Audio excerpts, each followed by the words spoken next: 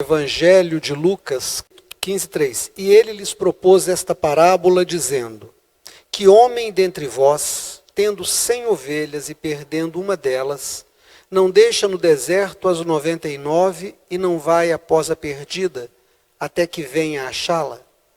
E achando-a, a põe sobre os seus ombros e cheio de alegria.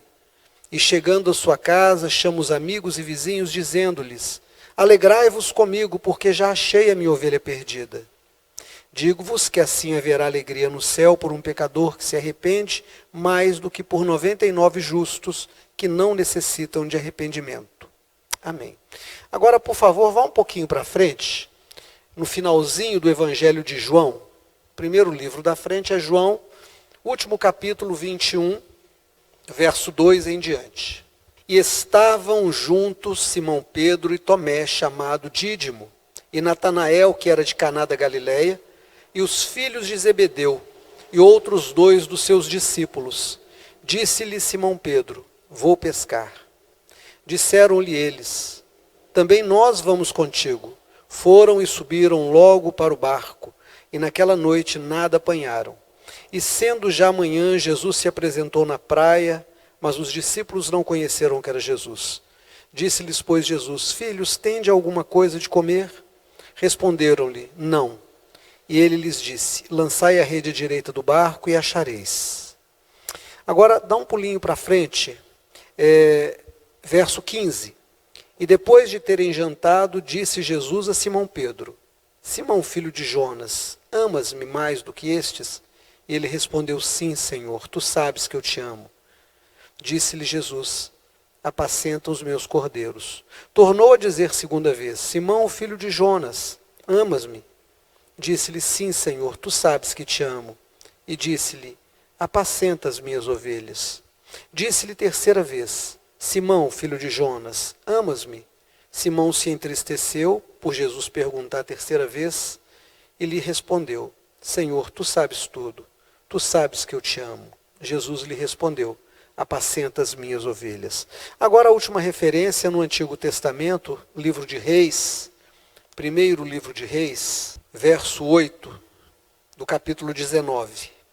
Levantou-se, pois, e comeu e bebeu, e com a força daquela comida Elias caminhou 40 dias e 40 noites até o monte Horebe, o monte de Deus. E ali entrou numa caverna e passou a noite. E eis que a palavra do Senhor veio a ele e lhe disse: Que fazes aqui, Elias? Ele lhe disse: Tenho sido muito zeloso pelo Senhor Deus dos exércitos, porque os filhos de Israel deixaram a tua aliança, derrubaram os teus altares e mataram os teus profetas à espada. E eu fiquei só, e buscam a minha vida para me tirar. Amém. Amém. Irmãos, em 1984, um rapaz chamado Amir Klink, ele empreendeu uma viagem de travessia da África até o Brasil, num barco a remo. Esse barco se chamava Paraty. Ele atravessou o oceano todo, o Atlântico, remando. Levou semanas. Não havia tecnologia do GPS como tem hoje, não havia uma comunicação tão eficiente como a que nós temos hoje. Ele se assustava com os grandes navios que às vezes passavam muito perto, e as ondas no alto mar são muito grandes. Mas ele conseguiu. Muitos anos depois, algumas décadas depois, ele já casado, o homem mais velho, uma das suas filhas, a Tamara, o procura e diz: Pai, eu quero fazer uma viagem como a que o senhor fez. O senhor me apoia? Ele disse: Claro, claro que eu te apoio. E aí ela perguntou: O senhor vai me ajudar a comprar um barco? Ele disse: Claro. E ela falou: Quanto o senhor vai me dar? Ele disse: 0 centavos. Não vou te dar nada. Se você quiser cruzar o oceano como eu cruzei, você vai ter que procurar alguém que faça o projeto do seu barco. Você vai ter que construir o seu barco, estar junto com as pessoas que vão construir o seu barco. Você vai ter que aprender tudo sobre o seu barco, porque vai ser só você e ele lá. Você vai ter que confiar muito e conhecer muito o seu barco. Essa menina, na casa dos 20 anos, 20 e poucos anos, faz a sua viagem. Ela consegue, ela faz o barco e faz a mesma viagem que o pai fez sozinha, só que dessa vez num barco à vela. Mais recentemente, em 2024, ela terminou uma viagem de 8 meses. Em novembro de 2024, ela aporta no Brasil e ela passou 8 meses nessa viagem. Ela resolveu fazer uma viagem e passar alguns meses no Ártico, na Groenlândia. Então ela pegou o barco sozinha, o barco chama-se Sardinha 2, e ela foi para lá, levou alguns dias para chegar lá, e ela passou o verão e o inverno lá sozinha. Tem um momento que o gelo toma conta do barco todo, não há como navegar, o barco fica preso no gelo. E quando degela, aquele barco fica encalhado, entre aspas, né, porque ele não tem água para levantá-lo. E ela aproveita para fazer a manutenção de casco, essas coisas. E ela disse que fez isso, primeiro, para ficar sozinha. E ela conhecer os seus próprios limites. Para ela enfrentar as suas próprias dificuldades, a sua subjetividade. Para ela também conhecer a natureza, para ela entender o princípio das coisas e a harmonia de todas as espécies. E ela disse, além disso, eu quero voltar com essa bagagem, e eu quero compartilhar isso com as pessoas, eu quero contar sobre essas coisas. E ela faz essa viagem. E durante alguns meses ela fica sozinha, com um barco encalhado, no Ártico. Ela escolhe a solidão, ela escolhe a solitude. Bom, a diferença entre solitude e solidão é muito tênue, e ela é mais no nível da semântica. Porque quando se fala solitude, normalmente a gente quer tirar o aspecto feio da solidão. A solidão é dolorosa, a solidão é intensa, a solidão é opressora, a solidão é desesperadora, a solidão drena as nossas forças. E aí, quando as pessoas querem fazer experiências de estar sozinhas, em busca de alguma coisa, normalmente elas dizem, eu vou buscar a solitude. Mas solitude e solidão, no final das contas, acaba sendo apenas vivência. E vivência acaba nos levando à morte. O que prolonga a vida não é a vivência, é a convivência. É o estar com alguém. Ontem eu fiz um casamento. E eu falei sobre isso. E Sandra, que estava lá, ainda há pouco conversando aqui com Rosane e Kênia, ela disse, o pastor fez uma pergunta para os noivos. Por que casar? Por que vocês estão escolhendo casar? Não é? Eu fiz uma retrospectiva histórica das razões por que casar. Todas elas já caíram. Não existe mais as razões que levaram os nossos pais, os nossos avós e os nossos antepassados ao casamento. A garotada de hoje não pensa em casamento. Aliás, está difícil até achar alguém que chegue e diga, eu estou namorando. Eu tenho encontrado isso, essa dificuldade, as pessoas dizendo, eu não sei o que a gente tem. A gente está ficando, mas está ficando há 1 mês, há 2 anos, há 3 anos, há 10 anos, mora junto, dorme junto, viaja junto, paga conta junto, compra carro junto, mas não estão namorando, não estão casando, estão ficando. Então, por que casar? Foi a pergunta que eu fiz. E nessa linha de raciocínio, a gente chegou a essa realidade, que a escolha pelo casamento é pela convivência. Só a vivência é pouco. Só a vivência nos leva à solidão que nos mata. A convivência é o compartilhamento, é a divisão. Então a gente casa por um projeto de futuro. A gente casa por um projeto de envelhecimento, de crescimento, porque a convivência traz crescimento. Bom, Tamara fez essa viagem, ficou lá alguns meses, mas ela voltou de lá. Ela voltou para a família dela, ela voltou para os amigos dela, ela voltou para os compromissos dela. Aguentou um tempo, foi um projeto, e aliás, muito bonito e muito bem sucedido, mas não pode ser para sempre. Ninguém aguenta isso para sempre. O Japão é uma sociedade, é um país que tem uma sociedade muito desenvolvida. Ela é desenvolvida do ponto de vista tecnológico, O conforto que eles experimentam é bem grande. E um fenômeno tem chamado a atenção. Pessoas acima de 60 anos têm sido encontradas mortas nos seus pequenos apartamentos. Um número alarmante de pessoas acima de 60 anos. Engraçado porque o Japão tem uma população que envelhece mais do que a maior parte dos países. Porque eles têm como filosofia de vida o movimento e o trabalho como algo que faz parte da saúde. Então é muito comum você encontrar uma pessoa de 85 anos, de 90 anos, que ainda está trabalhando, que levanta cedo, que vai para a lanchonete, que vai para a sua cerâmica, fazer a sua cerâmica, que vai vender alguma coisa. Mas, de um tempo para cá, pessoas com mais de 60 e não chegando até os 80, estão sendo encontradas mortas depois de muitos dias. Quando os vizinhos começam a sentir um cheiro ruim, começam a perceber que tem alguma coisa errada, as autoridades são chamadas, e aí entram nos apartamentos, os pequenos apartamentos, e encontram as pessoas mortas. O número de suicídios no mundo aumentou muito nos últimos 10 anos. O Brasil é um dos países que hoje tem um número de suicídio muito alto. Muito alto. Não é divulgado para não trazer apavoramento à população, para não trazer maiores transtornos. E o que é que aqui no Brasil chama atenção? Nós estamos tendo, além do pessoal da terceira idade, o pessoal mais novo também, antes dos 20 anos. Dia desse eu vi um médico de 35 anos, muito bem sucedido, que suicidou. E aí você vai examinar a vida dessas pessoas, são pessoas que estavam extremamente solitárias. A solidão mata. Ela não mata com o revólver, ela não mata com o atropelamento, ela mata de dentro para fora. Ela vai apagando as luzes das pessoas.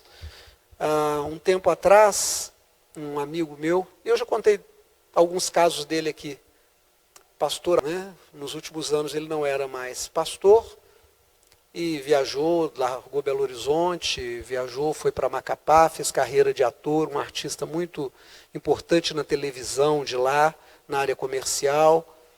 E aí, um dia desse, nas redes sociais, eu vi que ele estava aqui, e mandei uma mensagem para ele. Eu estou em Belo Horizonte? Ele falou, estou em Belo Horizonte. Eu fiquei triste, porque ele não me comunicou que ele estava aqui. Eu gosto tanto dele, e ele não me comunicou. Eu fiquei chateado. E chateado, né? Não fiz uma força para encontrar com ele, não o convidei como eu gosto para tomar um café, porque eu fiquei chateado com ele.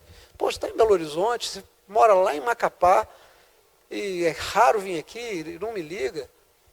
Não cheguei a falar isso, mas pensei isso, mas ficamos nisso. E essa semana eu fiquei sabendo que ele teve um infarto fulminante. Então voltei de viagem mais cedo, eu e Simone, para que eu pudesse estar no velório dele. E aí, quando você vai para um velório desse, de pessoas que você conheceu e conviveu muito na juventude, você encontra um grupo grande de pessoas daquela época, e aí você toma um susto, que você descobre o quanto você está velho olhando aquelas pessoas que envelheceram, né? E aí aquelas pessoas contando o caso, e eu tive a oportunidade de prestar minha última homenagem, de levar o corpo até o veículo que o levou para o cemitério. E aí, conversando com os familiares, eles me disseram, ele estava muito doente, ele já não tinha os seus rins funcionando bem, ele tinha problemas de toda a ordem. E o mais interessante é que ele não se cuidava. Ele não tomava os remédios na hora certa, ele não tomava os remédios na ordem certa, ele não tomava os remédios, às vezes saltava dias, ele misturava as coisas. E aí uma pessoa que o acolheu muito aqui, disse, olha, ele estava depressivo, ele estava entristecido. O filho dele me disse que ele chamava pessoas, crianças, pelo nome dele e da irmã. Ele tinha um retorno mental, aquela fase em que os filhos dele, hoje adultos, eram crianças, e às vezes chamava uma criança pelo nome de um dos filhos. Num processo que eu entendi que foi um suicídio inconsciente. Não é que ele era relaxado, não é que ele era esquecido. Ele se sabotou. Então um jeito de se matar eu não vou tomar os remédios do jeito certo. Eu não vou tomar os remédios. Eu vou deixar que os meus rins não funcionem. E aí o mais interessante, ele teve um infarto fulminante e uns dias antes ele fez um exame, o médico disse que tem que fazer um cateterismo. E ele disse, não, dá para aguentar, eu estou para me aposentar, eu vou a Macapá ver uma documentação e quando eu voltar, eu faço. Ele sabia que estava com um problema e que era crônico, que era urgente. E não deu tempo. Chegou lá, teve um infarto. Bom, o que isso tem a ver com o nosso texto? Eu quero começar pelo terceiro texto que nós lemos. Elias, um profeta poderoso do Velho Testamento. O próprio Jesus dá testemunho de Elias e diz, olha, ninguém foi tão grande como Elias. E aliás, João Batista vem no espírito de Elias, porque está escrito que Elias virá abrir o caminho do Filho de Deus. Quem aparece na transfiguração com Jesus? Moisés e Elias. Elias é o maior de todos os profetas do Velho Testamento. Mas o texto que nós lemos, ele havia confrontado os profetas de Baal e os profetas do poste-ídolo, que eram profetas subordinados à rainha Jezabel, que havia desviado todo Israel do culto do Senhor. Israel havia esquecido do seu Deus. Israel estava cultuando os deuses pagãos de Canaã. Elias confronta e o Senhor responde Elias. E todo o povo cai de joelho com o rosto no chão, dizendo, só Jeová é Deus. Elias então entende que o seu ministério estava no sucesso, havia sido coroado com êxito. Ele havia conseguido trazer o povo perdido de novo ao culto ao Senhor. E quando ele vai embora, ele e o rapaz que o servia, que o acompanhava, seu ajudante de ordem, Jezabel manda dizer a Elias, você hoje matou os sacerdotes que me servem. Amanhã, a esta hora, que eu esteja morta se eu não te matar antes. E Elias então foge, porque ele fica sabendo que todo o povo que havia dado testemunho de que tinha voltado para Deus, em menos de 24 horas haviam voltado para o culto a Baal, o culto ao poste-ídolo, o culto aos deuses de Canaã. Então ele fica tão decepcionado com as pessoas, e nós estamos falando de um homem religioso, nós estamos falando de um povo religioso. Ele fica tão decepcionado que ele resolve dizer para Deus, eu não quero mais ser profeta. Ele chama o rapaz que o serve e diz, vai para sua casa, porque virão para me matar e se te encontrarem comigo vão te matar. Vai para sua casa. E ele foge, ele chega num lugar e ele deita, e quando ele acorda tem ali um pedaço de pão e tem ali um pouco de água, e lhe é dito, come, bebe. Ele come e bebe com a força daquele alimento, ele caminha 40 dias e 40 noites, e ele chega numa região de muitas cavernas, e ele entra e vai ao fundo da caverna.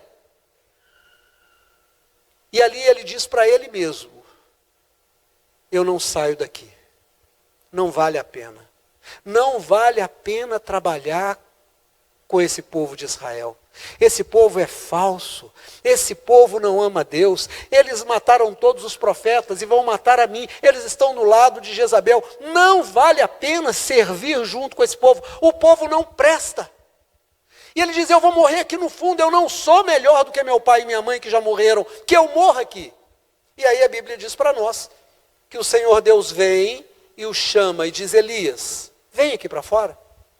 E ele resiste. Mas depois ele vem e o Senhor Deus diz a ele, o que você tem? Como se Deus não soubesse. Deus sabe tudo, pastor. E o senhor, que é muito inteligente, vai me perguntar, se Deus sabe tudo, por que Deus perguntou? Porque Deus queria que o próprio Elias ouvisse a sua voz e reconhecesse o que ele estava dizendo. E Elias diz, Senhor, mataram todos os teus profetas à espada, só eu fiquei. E o Senhor Deus diz, não é bem assim. Tem 7.000 joelhos e 7.000 bocas que não se dobraram e não beijaram Baal. Eu os guardei para mim. Você não os está vendo, mas eles existem. Senhor, eu não sou melhor do que meu pai e minha mãe. Se o senhor quer que eu seja profeta desse povo, olha, deixa eu dizer para o senhor, eu não quero mais ser pastor desse povo de Israel. Eu não quero mais ser evangelista desse povo de Israel. Eu não quero mais ser profeta desse povo de Israel. Eu não quero mais ser mestre desse povo de Israel. Pode me levar. Sabe por que ele chegou nesse ponto? Isso é uma depressão. Ele se entristeceu tanto, porque ele se decepcionou com os outros. Ele se decepcionou. Irmãos, quantas são as vezes que nós nos decepcionamos com os outros? Sabe esses velhinhos lá do Japão que morreram e que morrem, porque isso continua acontecendo? Ninguém dá falta deles. Você já reparou que a gente às vezes não dá falta das pessoas? Que a gente não percebe que as pessoas estão mudando? Que as pessoas estão estranhas? Eu poderia ter dito para o meu amigo: o que está acontecendo? Normalmente você não é assim. Por que você não fez um contato comigo? Mas eu não parei para pensar. Se eu tivesse pensado, eu deveria ter dito para ele: o que está acontecendo? A gente está vivendo uma vida em que nós estamos nos distanciando das pessoas. E as pessoas estão cada vez mais solitárias e nós estamos cada vez mais solitários. Ah, mas que bacana, eu comprei um carro novo, eu financiei o meu Uno, que legal, eu financiei o meu Celta, eu comprei um apartamento, olha, eu mudei de emprego, eu passei no concurso. Mas quando você volta para sua casa, você está sozinho e a dor da solidão te toma. Você olha para frente e diz: o que vai ser de mim? Algumas pessoas dizem: olha, eu moro nesse prédio há 25 anos. Mal conheço o vizinho da frente. Mal digo bom dia para alguém nesse prédio. Como se isso fosse uma virtude. E as famílias que não se encontram, as famílias que perdem o Natal, que perdem os aniversários, que perdem os jogos, que perdem as oportunidades de estarem juntos, de comer juntos, de rir juntos, de trocar presentes. Por que nós estamos nos distanciando dos nossos irmãos? Por que nós nos encontramos para brigar? Por que nós nos encontramos para cobrar? Por que nós nos encontramos para ofender? E às vezes nós escolhemos não nos encontrar. E a solidão vai tomando conta da gente. E eu digo: mas eu estou muito decepcionado com a igreja, eu estou muito decepcionado com o pessoal do meu trabalho, eu estou decepcionado com a minha família. E aí, você vai se distanciar cada vez mais? E eles vão se distanciar cada vez mais? Sabe o que a medicina está fazendo por essas pessoas? Nada. Minto. Está fazendo, entupindo de drogas. Porque remédio é droga. Então a pessoa chega lá e diz: ah, eu estou sentindo assim, um aperto no peito, eu estou sentindo vontade de chorar, e eles te anestesiam com remédios, e remédio em cima de remédio. E quando aquilo não resolve, eles dizem: procura um psicólogo, e o psicólogo vai lá e te ouve, e depois diz para você: olha, deu hora, agora você tem que ir embora. Porque ele também não se importa. Sabe o que na faculdade ensinam para a gente? Que o psicólogo não pode se afeiçoar e criar laços com os seus pacientes. Particularmente eu, Ademir, e outros psicólogos também, discordam disso. Como é que vai haver terapia e cura se não houver envolvimento? Ah, mas os antigos, os pais da psicanálise, os pais da psicologia dizem isso, você não pode. Mas eu não concordo com eles, porque eu não vejo resultado quando não há empatia. Eu não vejo resultado quando não há laços, quando você não se importa. A coisa mais linda desse texto de Elias é que Elias estava decepcionado com a religião. Estava decepcionado com as pessoas, mas quem vem socorrê-lo é Deus. Deus bate na porta da caverna e diz: Elias, você está aí? Tô. Vem para cá. Não. Vem, Elias. E ele vem. E aí Deus conversa com ele. Como é que a gente conversa com as pessoas que estão passando por dificuldades? Tem alguns tipos de pessoas, tem alguns tipos de conversa, e que são horrorosas. Sabe aquela pessoa que tem solução para tudo? Ah, você tem que fazer isso. Você tem que responder assim. Ah, se eu fosse você, parece que ele tem solução para tudo. Não ajuda em nada. Tem aquele outro que acusa e diz: sabe quem é o responsável por você estar assim? Você mesmo. É a escolha que você fez. Você fez errado. Ele te acusa. Sabe o que Deus fez? Deus ouviu. Deus explicou. E Deus o acolheu e disse: tá bom, Elias, se você não aguenta mais o ministério, faz o seguinte, sai e unge no teu lugar a Eliseu. Eliseu vai continuar o teu ministério. Eu entendo você. Eu acolho você. Irmão, presta atenção. Igreja é um lugar da gente acolher as pessoas. Igreja não é um lugar que você vem assistir culto. Igreja não é um lugar que você vem ouvir uma pregação. Ah, meu pastor prega bem. Ah, meu pastor prega mais ou menos. Meu pastor não prega bem, mas o louvor é bom. Ah, o louvor não é lá essas coisas, mas o culto é rápido. Ah, o culto não é rápido, mas lá é ótimo. O pessoal, depois tem um café. A gente... Não, nada disso está certo. Existem coisas assim. Mas a igreja é um lugar onde a gente tem que ser gente. Onde a gente tem que estar disponível para o outro. Onde a gente tem que achar acolhimento no outro. E olha, é muito importante você se deixar amar. É muito importante você se deixar encontrar. É muito importante você se deixar ser agasalhado, abraçado, ouvido. Segundo o texto que nós lemos, porque eu comecei do 3º para frente, nós encontramos Pedro. Pedro foi um apóstolo especial para Jesus. Eu vi uma peça de teatro feita para idosos, mas por um grupo evangélico, até mandei para Simone, muito bonitinho, em que eles cantam, vários adolescentes, vários jovens fazem essa peça, e eles cantam aquela música, Pedro, Tiago e João no barquinho, no mar da Galileia. Quem conhece essa música? E eles fazem tão bonito, fazem um barco, fazem um mar, fazem os peixes, fazem Jesus, mas com pouco recurso, mas é tão impactante a história, e essa história não é contada e cantada para crianças, é contada e cantada para idosos.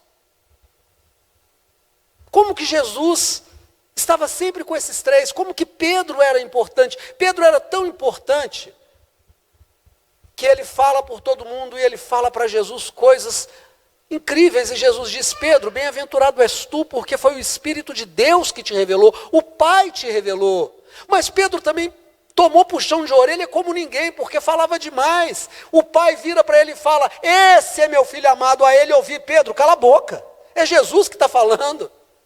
Jesus vira para ele e diz: arreda, Satanás, você não tem ideia do que você está falando. Pedro, ele tem a capacidade, foi o único que fez alguma coisa quando Jesus estava sendo preso. Todo mundo correu, Pedro tirou da espada, e como não era soldado, usou a espada errado, cortou a orelha do rapaz, vocês sabem da história. Mas foi o único que fez alguma coisa, e Jesus disse: guarda a espada, quem vive da espada morre pela espada. Mas Pedro negou Jesus, e não negou uma vez só não. Ele negou Jesus 3 vezes. Primeiro ele vê uma fogueira, ele se assenta. E aí eu me lembro do Salmo número 1, né? Bem-aventurado o homem que não anda no conselho do ímpio, não se detém no caminho do pecador e não se assenta na fogueira do escarnecedor. Pedro sentou na fogueira do escarnecedor. E de repente alguém disse: você estava com ele, né? Ele disse: eu? Nem conheço esse nazareno. Aí alguém disse: como é que você sabe que é nazareno? O seu jeito de falar te denuncia. Ele falou: de jeito nenhum. E começou a praguejar, a falar palavrão. Porque quem andava com Jesus não falava palavrão. Ele começou a falar palavrão para provar que ele não andava com Jesus. E daí a pouco passa uma serviçal, uma doméstica dali, olha e diz: você estava com ele sim. E ele diz: eu não. E naquela hora o galo canta. E ele lembra de Jesus dizendo: antes que o galo cante, você vai me negar 3 vezes. E ele se decepciona com ele. Agora nós não estamos falando de uma decepção com os outros. Nós estamos falando de uma decepção com você mesmo. Quantas vezes você se decepciona com você? Você fez ou disse alguma coisa da qual você se arrepende. E não tem mais como consertar. Irmãos, a Bíblia diz que tem 2 coisas que não tem mais jeito. A flecha atirada não volta para o arco, e a palavra que você proferiu não volta mais. Ela está solta. Por isso é que Tiago, o apóstolo de Jesus, escrevendo, diz: bem-aventurado aquele homem que consegue controlar a sua língua, porque a língua é o menor de todos os órgãos, mas é a mais poderosa. Com uma palavra você constrói, com uma palavra você destrói, com uma palavra você se compromete, com uma palavra você larga o compromisso. Com uma palavra você destrói alguém, com uma palavra você salva alguém. O salmista diz: Senhor, põe guardas na minha boca para que a minha língua não me condene.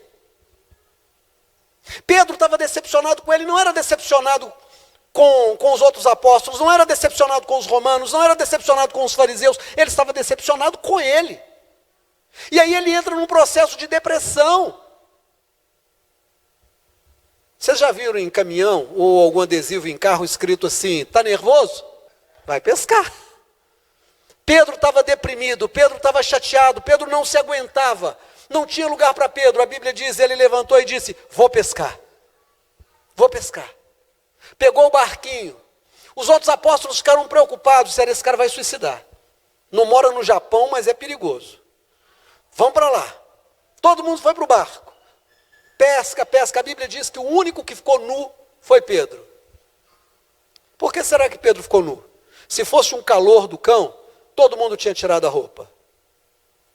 Porque ele não estava aguentando nada no corpo dele, ele estava com tanta dor interna, porque ele havia negado Jesus, ele que andou, ele que viu um milagre, ele que ressuscitou mortos pelo nome de Jesus, ele que curou pelo nome de Jesus, ele que disse para Jesus que ainda que todos o traíssem, ele jamais trairia, ele foi aquele que traiu 3 vezes.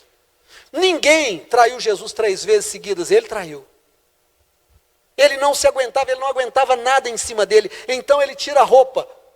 E aí de repente Jesus aparece e diz: jogue a rede do lado do barco. Eles jogam, pegam os peixes. Pedro compreende que é Jesus, se atira e encontra com Jesus. Chega lá, Jesus já tem pão e peixe preparados.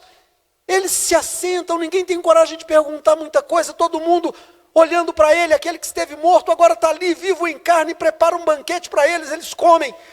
Ninguém tem coragem de perguntar nada, mas Jesus pergunta e diz: Pedro, você me ama? E faz isso 3 vezes. Deu a ele a oportunidade 3 vezes de dizer que amava, porque 3 foram as vezes que ele provou que não amava, que ele traiu. Jesus permitiu a ele que ele fosse curado da sua depressão. Sabe quem vem em socorro de Pedro? Deus. Meu irmão, minha irmã, deixa eu te falar uma coisa em nome de Jesus.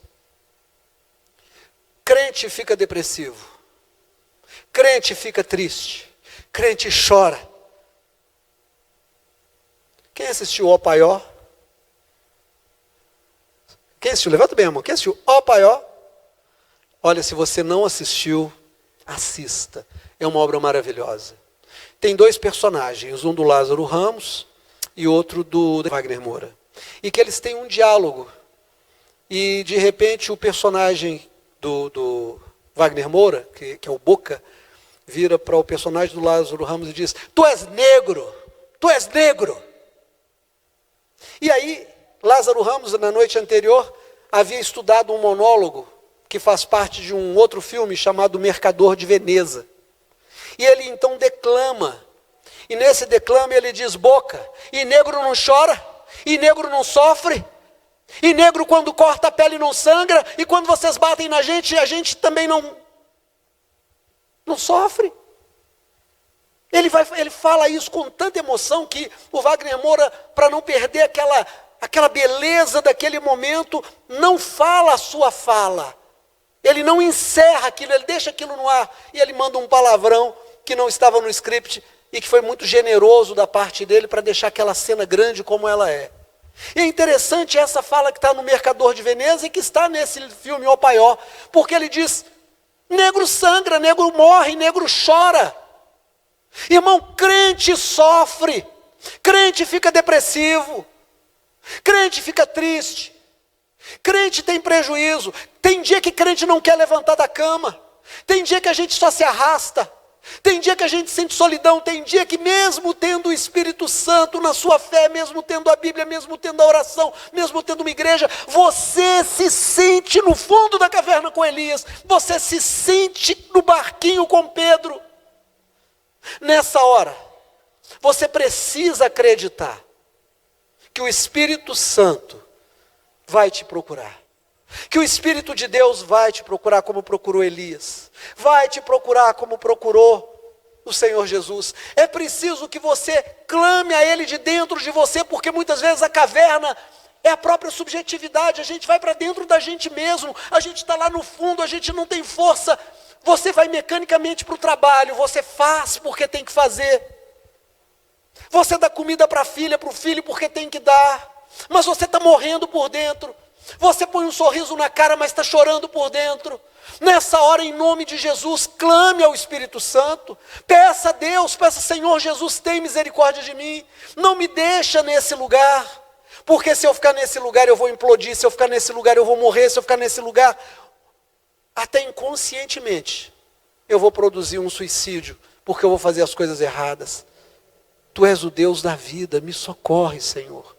Mas sabe, irmãos, tem uma outra coisa que nós precisamos fazer como igreja. Nós precisamos ouvir essa palavra e dizer: eu preciso ser mais solidário. Eu preciso ser mais solidário com a minha família. Esteja mais perto da sua família. Para que fechar a cara para alguém da sua família?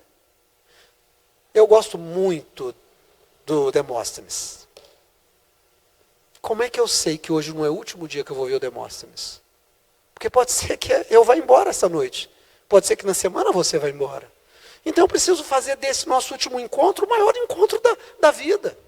Como é que eu vou saber que não é o último dia que eu vou ver a Rosane? Eu vou fechar a cara para ela?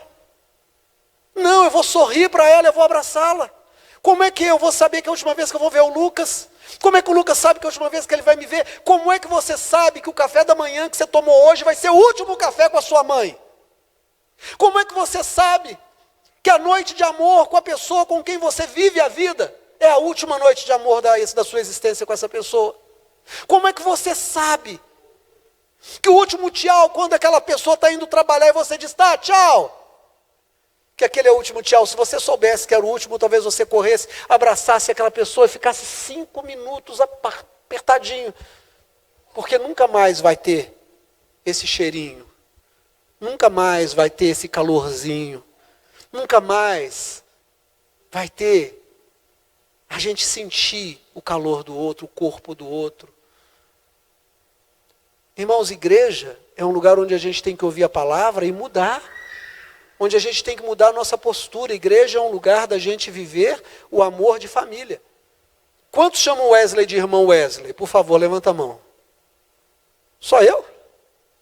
Quantos chamam alguém aqui na igreja de irmão? Levanta a mão, irmã. Pouca gente. Houve um tempo que na igreja evangélica todo mundo era irmão e era irmã. Culto hoje na casa da irmã Soraya. Irmãos, nós vamos encontrar na porta da igreja, irmão João vai estar lá com a Kombi da igreja. Todo mundo era irmão, todo mundo era irmã.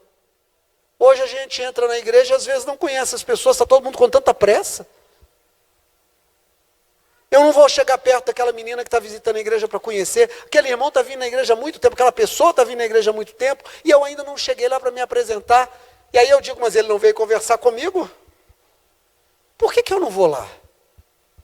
Eu vou lá.